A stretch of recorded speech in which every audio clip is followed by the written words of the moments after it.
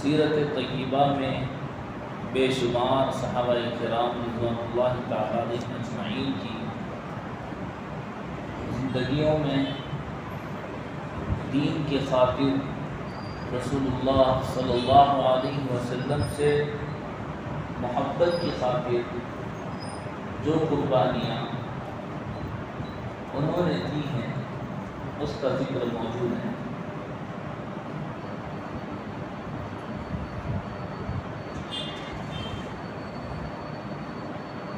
بڑے بڑے صحابہ جن کے فضائل اور جن کے درجات کو احادیث میں رسول اللہ صلی اللہ علیہ وسلم نے بیان کیا ہے، ان کے علاوہ بھی کچھ ایسے صحابہ اور صحابیات تھی جنہوں نے دین پر جمے رہ کر، دین پر قائم رہ کر آنے والی قیامت تک کی نسلوں کے لیے ایک مثال قائم کی۔ اللہ نے تو ہر صحابی سے وَكُلًّا وَعَدَ اللَّهُ الْحُسْنَى کے تحت میں جنت کی بشارت دی ہے، وہ جنتی کہا ہے، لیکن بعض صحابہ کی استقامت پر عرش کے فرشتے بھی ان کی قربانیوں کو دیکھ کر عش کرتے رہ گئے۔ کل قیامت کے دن بھی اللہ رب العزت حشر کے میدان میں جمع فرمائیں گے تو ان کے اعمال نامے بڑے وزنی ہوں گے کہ انہوں نے دنیا کی زندگی کو مختصر سمجھا اور عارضی سمجھا، اور آخرت کی زندگی کو جو ہمیشہ ہمیشہ کی زندگی ہے اس کو اصل سمجھا اور اس کے لیے اپنی قربانیاں پیش کی۔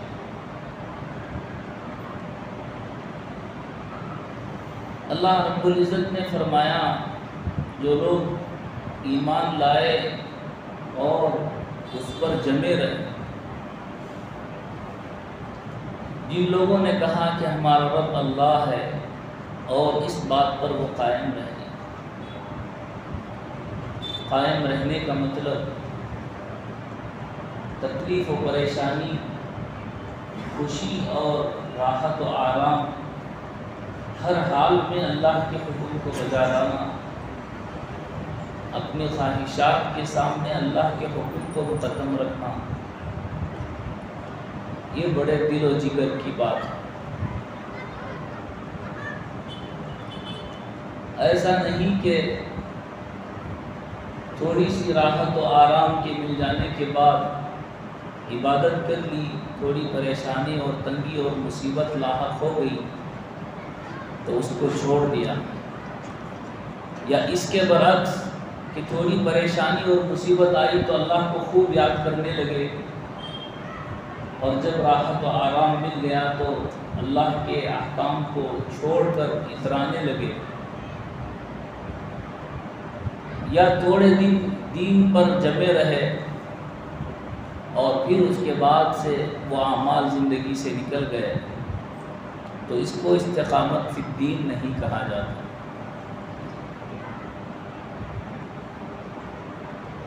آسان نہیں تھا ان صحابہ کے لیے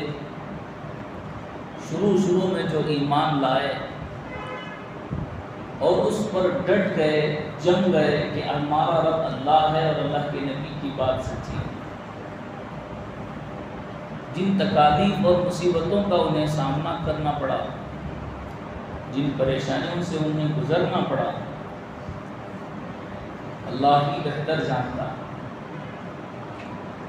لیکن یہ بات یقین کی ہے اور اللہ کی محبت کا مزہ چکھ لینے کی۔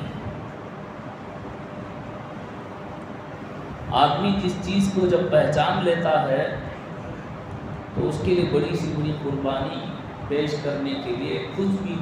ہو جائے اور کچھ بھی کرنا پڑ جائے اس کو حاصل کرنے کی کوشش کرتا ہے۔ اسی طرح ان صحابہ کرام رضوان اللہ تعالی علیہم اجمعین کے دلوں میں ایمان کا مزہ بیٹھ گیا تھا، انہوں نے جان لیا تھا، حقیقت کو پہچان لیا تھا کہ ایمان پر جمے رہنے کی کامیابی کیا ہے اور اس کا بدلہ ہمیں آخرت میں کیا ملنے والا ہے، اس چیز کو انہوں نے پہچان لیا تھا۔ وہ جان گئے تھے،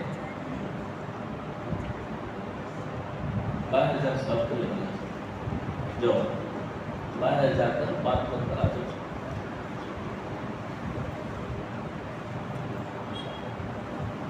انہوں نے پہچان لیا تھا کہ ہمارا رب اللہ ہے۔ تو رب کے پہچاننے کا کیا مطلب ہے؟ اللہ کو ایک ماننا اور کافروں کے سامنے اس بات کا اقرار کرنا کہ ہمارا رب اللہ ہے، اور اس پر جمے رہنا، چاہے ان کی جان پر تکلیف آئے، چاہے مال پر آئے، چاہے گھر بار چھوڑنا پڑے۔ یہ آسان کام نہیں، لیکن جن لوگوں نے پہچان لیا کہ رب کے ماننے اور رب کو ماننے اور رب کو پہچاننے کے بعد ہمیں کیا ملنے والا ہے، اس کا فائدہ اور اس کا بینیفٹ کیا ہے، یہ جان لینے کے بعد اس پر جمے رہنا آسان ہے، اور جنہوں نے پہچانا نہیں، جنہوں نے جانا نہیں، ان کے لیے مشکل ہے۔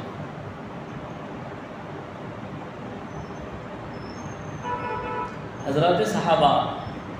جنہوں نے تکلیفیں برداشت کی، حضرت بلال، حضرت خباب، حضرت سہیل، حضرت عمار، یہ کہنے کو تو بڑا آسان نظر آتا ہے، لیکن جب اپنے مال و اسباب کی باری آتی ہے تو ہر آدمی اپنی غرض کو اور اپنے مال کو بچانے کی فکر میں رہتا ہے، دین کے بچانے کی فکر بہت کم لوگوں کو ہوتی ہے۔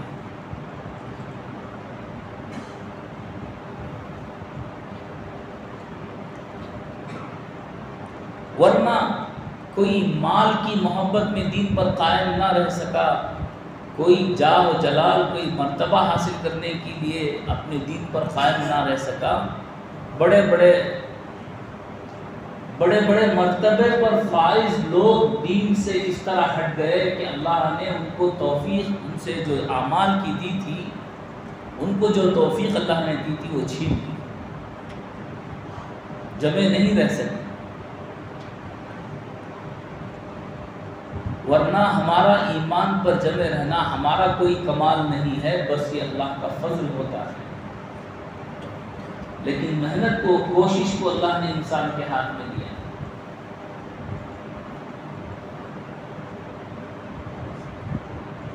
ایسی تکالیف اور مصیبت اور پریشانیوں کا سامنا حضرات صحابہ کو کرنا پڑا۔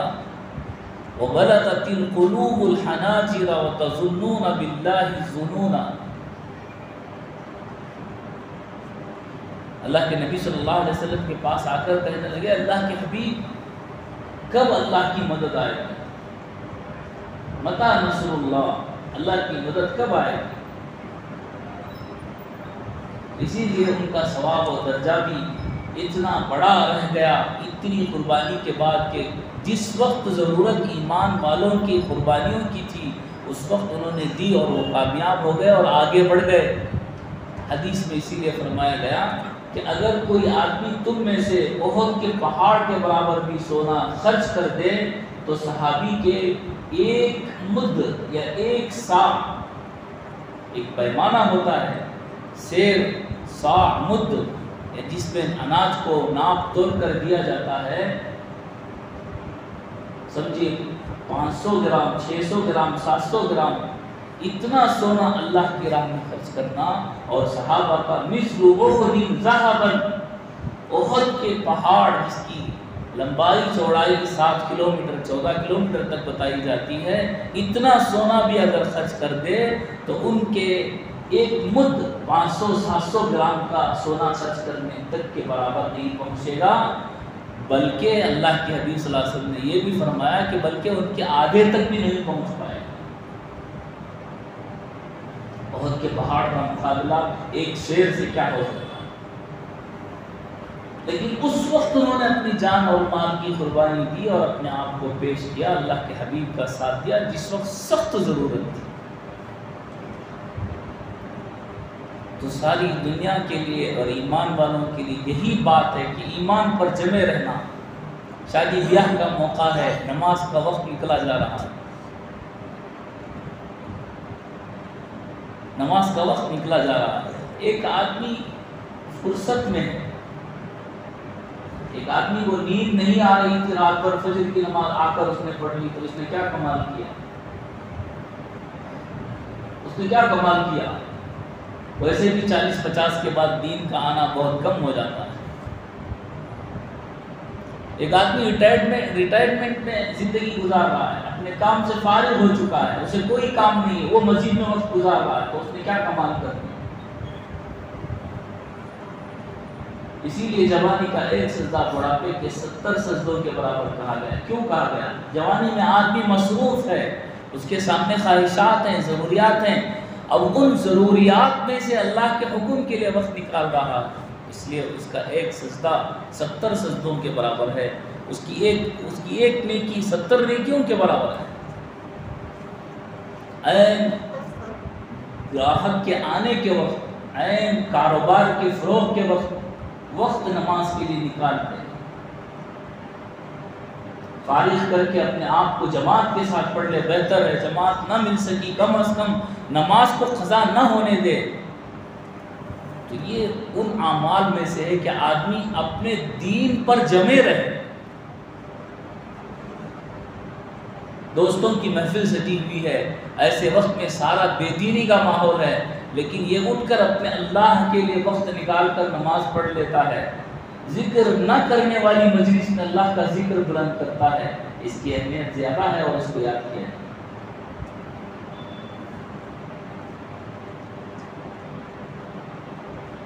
دین پر جمع رہنا اللہ رب العزت اپنے نیک بندوں کو نصیب فرماتا ہے، اور یہ طلب اور تڑپ اور مانگنے کے بعد ملتی ہے، اور مانگنے والے اللہ کو پسند ہے۔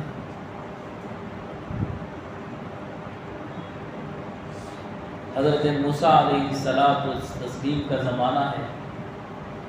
فرعون کی ایک باندی ہے، جو فرعون کی بیوی کی کنگھا کرنے کے لیے خاص طور پر اس کی خدمت پر مامور ہے۔ کنگھی کرتے ہوئے کنگھی نیچے گر جاتی ہے، اور یہ کنگھی کو یہ نوکرانی، یہ خادمہ بسم اللہ کہہ کر اٹھا لیتی ہے۔ فرعون کے کانوں میں یہ لفظ پڑتا ہے تو اس کو حیرانی ہوتی ہے کہ اس نے کس کا نام لیا، اور اسے تحقیق کر کے اس کو گرفتار کر کے اس کو پکڑ کر اس سے پوچھ تاچھ کی جاتی ہے۔ وہ کہتی ہے کہ میں نے موسیٰ آمنت برب ہارون و موسیٰ، میں حضرت موسیٰ علیہ السلام پر ایمان لائی ہوں اور میں اپنے اللہ کو اپنا رب مانتی ہوں، اللہ کو اپنا رب مانتی ہوں۔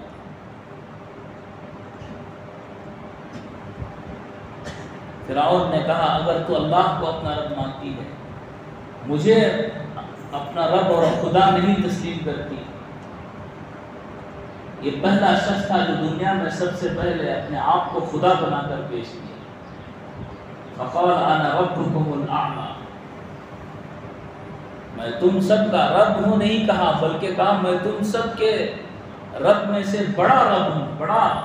ربکم الاعلی۔ خادمہ نے انکار کر دیا کہ میں تو تجھے اپنا رب نہیں مانتی، نوکرانی ہے۔ ویسے بھی جس کے پاس عہدہ اور طاقت مال نہ ہو تو وہ کمزور ہی ہوتا ہے، غریب ہوتا ہے تو اس کی طاقت کم ہوتی ہے، مالدار ہوتا ہے تو حیثیت کے اعتبار سے اس کی طاقت تھوڑی زیادہ ہوتی ہے۔ عورت ہوتی ہے تو کمزور ہوتی ہے طاقت میں، مرد ہوتا ہے تو ذرا ہمت اور جواں مردی میں زیادہ ہوتا ہے۔ یہ دونوں باتیں یہاں موجود نہیں ہیں، ایک تو صنف نازک عورت ہے اور دوسری خادمہ ہے، نوکرانی ہے۔ مالک بلکہ بادشاہ وقت کا فرعون، اس کے سامنے ایک خادمہ کی کیا حیثیت؟ اس نے بردستہ کہا کہ میں تو حضرت موسیٰ علیہ السلام پر ایمان لائی ہوں، میں تو تجھے اپنا رب نہیں مانتی۔ فرعون نے کہا تجھے قید کر دیا جائے گا، تجھے قتل کیا جائے گا، تیرے بچوں کو قتل کیا جائے گا۔ اس نے کہا میں پھر بھی تجھے اپنا رب ماننے کے لیے تیار نہیں۔ پچھلے زمانے میں سب کو ڈرانے اور دھمکانے کے لیے گرم گرم تیل میں زندہ آدمیوں کو اتار دیا جاتا ہے۔ ویسے بھی ماں ہوتی ہے، اپنے اولاد کی خاطر سب کچھ کرنے کو تیار ہو جاتی ہے۔ اس کے سامنے اس کے بچوں کو لایا گیا اور کہا گیا کہ تو ایمان فرعون پر نہیں لاتی، اپنے رب سے ایمان سے چھٹکارا نہیں پاتی، جو تو کہتی ہے رب موسیٰ اور حضرت ہارون کے رب پر ایمان لاتی ہوں، اس کو نہیں چھوڑتی، ہماری بات کو نہیں مانتی، تو تیرے بچوں کو اس گرم جلتے ابلتے ہوئے تیل میں ڈال دیا جائے۔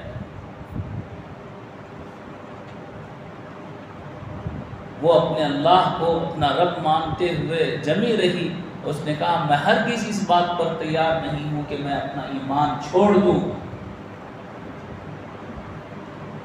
وہ عورت کمزور بلبلا اٹھی اپنے بچوں کو دیکھ کر، اس کے سامنے اس کے بچوں کو تیل میں گرم گرم ابلتے ہوئے تیل میں ڈال دیا۔ چند ہی منٹ میں ہڈیاں اوپر آ گئی۔ کیا منظر ہوگا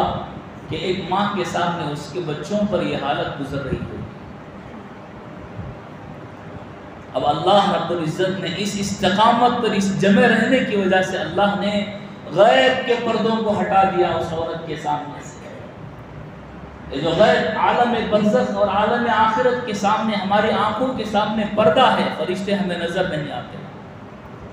اللہ نے اس کی استقامت پر، اس جمع رہنے پر اللہ نے اس کی آنکھوں سے پردہ اٹھا دیا اور اس کی بچی کی روح نکل رہی ہے۔ تو بچی نے کہا اماں ڈرنا نہیں، ماں اپنے اسلام پر جمع رہنا، میں دیکھ رہی ہوں کہ اللہ رب العزت کی جنت بڑی سرسبز و شاداب ہے، جنت کے باغات میں دیکھ رہی ہوں، آپ بھی ہم سے آ کر ملے گی، فکر نہ کرنا ہمارے مر جانے پر، ہماری روح کے نکل جانے پر، غم نہ کرنا، خدا کی قسم میں جنت کو اپنے سامنے دیکھ رہی ہوں۔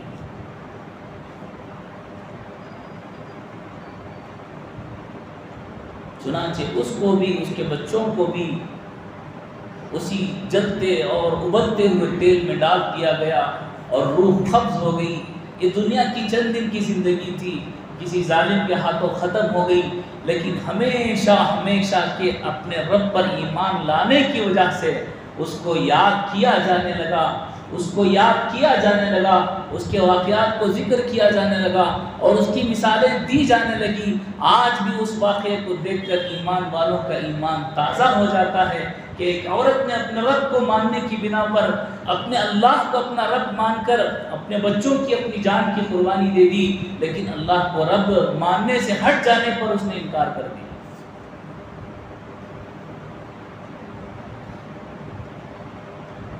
جو جتنا اپنے رب کے قریب ہونے کے لیے دنیا کی آفتوں مصیبتوں کو جھیل کر اس سے راضی رہتا ہے، اس کے پاس اتنا انعام بھی بہت بڑا موجود ہے۔ من جد وجہ وفی ذلک فلیتنافس المتنافسون، آگے بڑھنے والوں کو اس میں آگے بڑھنا چاہیے۔ ایسا نہیں کہ جو دنیا میں بھی عیش و عشرت کی زندگی گزارتا رہا وہ آخرت میں بھی عیش و عشرت کے ساتھ جنت میں پہنچ جائے گا، ایسا نہیں۔ جس نے جتنا بڑھ کر اپنے آپ کو دین کے لیے پیش کیا، تکلیفیں برداشت کی، کل قیامت میں اس کا اتنا بڑا درجہ ہوگا۔ موسیٰ علیہ السلام کا قوم زمانہ گزر گیا، حضرت عیسیٰ علیہ السلام کا زمانہ گزر گیا، رسول اللہ صلی اللہ علیہ وسلم دنیا میں تشریف لائے، یہاں تک کہ 2000 سال کا طویل زمانہ گزر گیا، رسول پاک صلی اللہ علیہ وسلم کو معراج نصیب ہوئی۔ آپ صلی اللہ علیہ وسلم جنت کا منظر دیکھ رہے ہیں، جنت کی سیر کر رہے ہیں، لیکن ایک عجیب اور بہت ہی بہترین خوشبو آنے لگی۔ جبرائیل علیہ السلام سے رسول پاک صلی اللہ علیہ وسلم نے پوچھا یہ کیسی خوشبو ہے، یہ کیسی بہترین خوشبو ہے اور یہ کہاں سے آ رہی ہے؟ حضرت جبرائیل علیہ السلام نے جواب دیا یہ ایسی خوشبو ہے، یہ ان قربانی دینے والوں کی قبر سے خوشبو آ رہی ہے،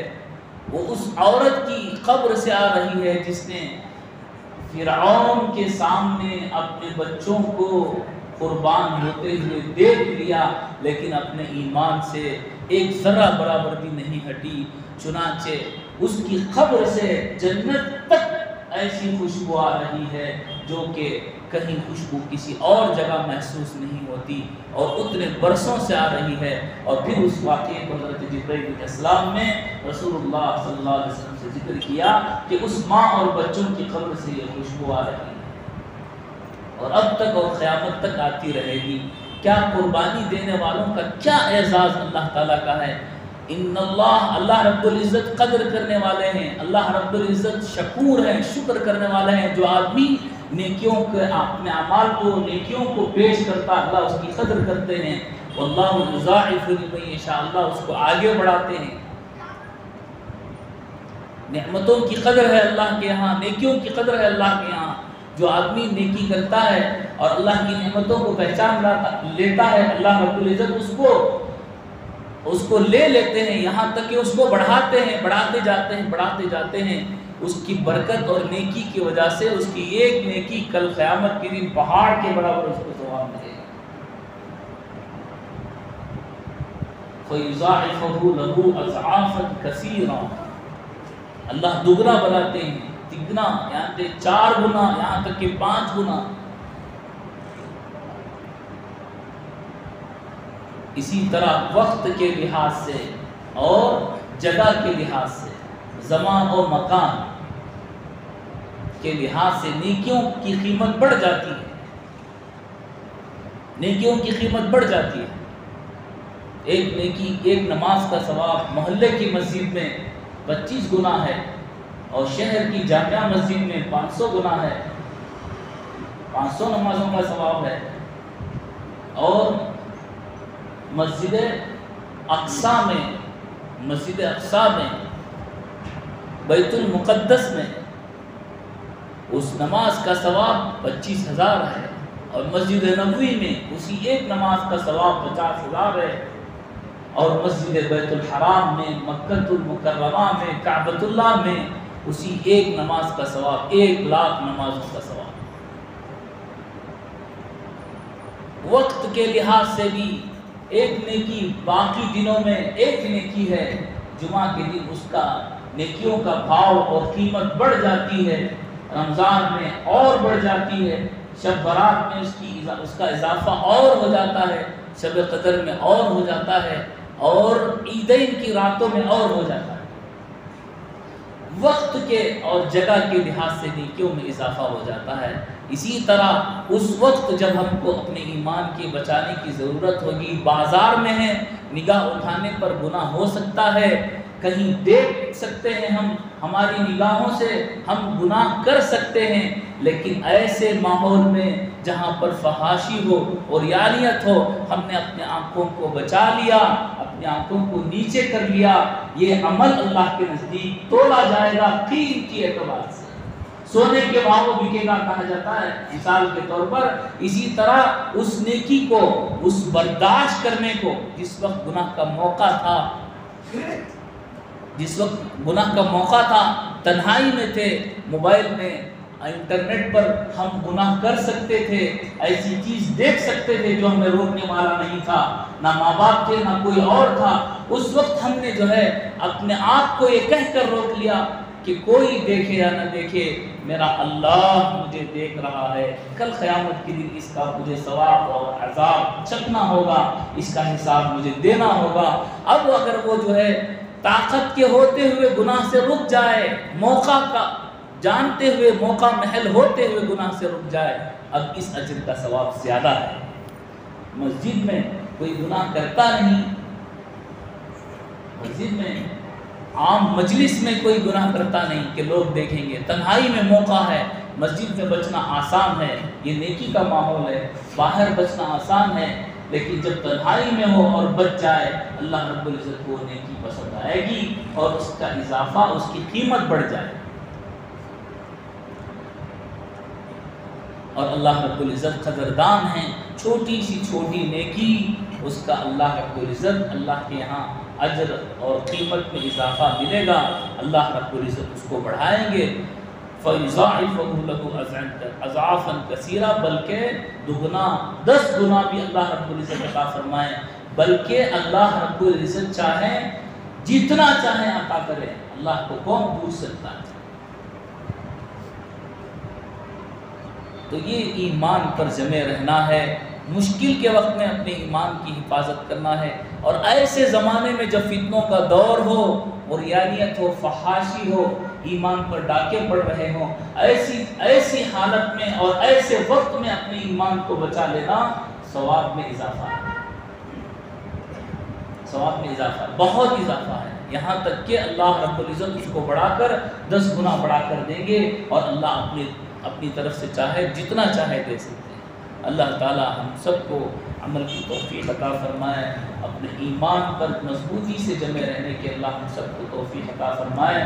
اور ایمان پر اللہ تعالی خاتمہ فرمائے۔ خاتمہ بہت بڑی چیز ہے، اسی لیے کہا جاتا ہے سال بھر بچے نے پڑھائی کی ہے یا نہ کی ہے، اس کا رزلٹ جب آئے گا تب معلوم ہوگا کہ اس نے کیا محنت کی ہے۔ رزلٹ پر، موت پر آدمی کا پتہ چلتا ہے اس کے ایمان کا، اس لیے آدمی زندگی بھر نیکی کرتا رہا، موت کی حالت میں ڈگمگا گیا تو اس کی زندگی بیکار ہو جائے گی۔ بڑے بڑے فقہا، بڑے بڑے ائمہ، بڑے بڑے بزرگان دین یہی دعا کرتے تھے کہ اے اللہ خاتمہ بالخیر فرما، ایمان پر موت عطا فرما۔ بلکہ نبیوں نے یہ دعا کی ہے، اپنے بچوں سے نصیحت کی ہے کہ تم اگر مرنا ہو، تمہیں موت آئے تو ایمان پر، فلا تموتن الا وانتم مسلمون، موت تمہارے مومن ہونے پر، مسلمان ہونے پر آئے۔ تو اس لیے اللہ سے ہر وقت اس بات کو مانگنا چاہیے کہ اے اللہ خاتمہ بالخیر فرما، ایمان پر خاتمہ فرما۔ وآخر دعوانا الحمدللہ۔